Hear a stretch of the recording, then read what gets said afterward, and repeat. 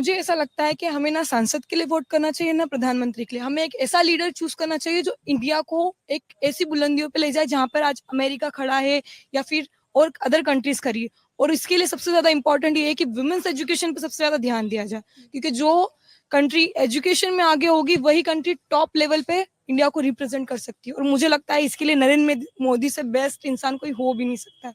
उन्होंने इंडिया को उस कंडीशन से बाहर निकाला है जहां पर अच्छे अच्छे कंट्रीज डिस्ट्रॉय हो चुके।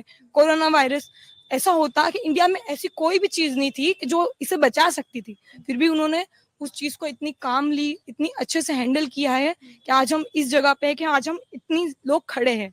नहीं तो एक टाइम ऐसा भी था कि 4 लोग भी खड़े नहीं हो सकते थे। तो मुझे ऐसा लगता है कि उन इंसान से बेस्ट कोई नहीं हो सकता। चलिए, आपने क्लियरली बता दिया कि आपकी सोच क्या है और कोरोना के दौर को आपने याद दिलाया है और वो भी एक मुद्दा है यहाँ पर। आपके लिए क्या अहम मुद्दे हैं यहाँ के? वुमेन सिक्योरिटी एक अहम मुद्दा है, या जैसा उन्होंने कहा कि महिलाओं के एजुकेशन पे ज्यादा ध्यान, रिजर्वेशन, किस मुद्दे पर आप vote? I think women empowerment तो वैसे भी बहुत ज़रूरी है, और वुमेन की एजुकेशन तो बहुत ज़्यादा ही मस्ट है। पहले के टाइम पे देखें और आज के टाइम पे देखें तो आजकल ज़्यादातर वुमेन ही जो है वो वर्किंग वुमेन्स हैं। घरों में भी आई थिंक वुमेन ही घर को भी संभाल लेती है और बाहर भी सर्विस करके आती है। तो must education is must for womens. और कहो तो हमारी क्या कहते हैं जैसे कि द्रौपदी मुर्मू, वो भी वुमेन ही हैं जो आज पूरे इंडिया को चला रही हैं।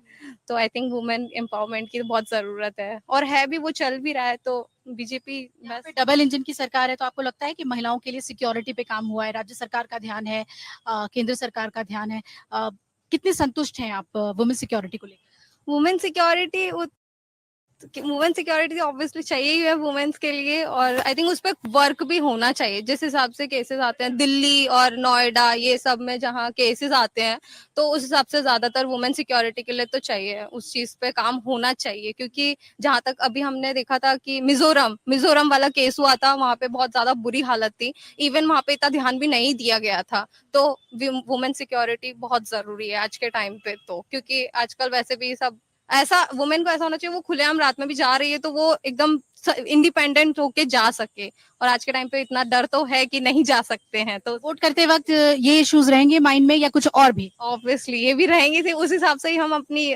सिलेक्ट करेंगे कि हमारा प्रेसिडेंट कौन हो, हमारा कौन हो, जो भी है। अगर आप ये वीडियो YouTube पर देख रहे हैं तो हमारे चैनल को सब्सक्राइब करें और बेल आइकन को दबाना ना भूलें। अगर आप Facebook पर ये वीडियो देख रहे हैं तो हमारे पेज को लाइक करें।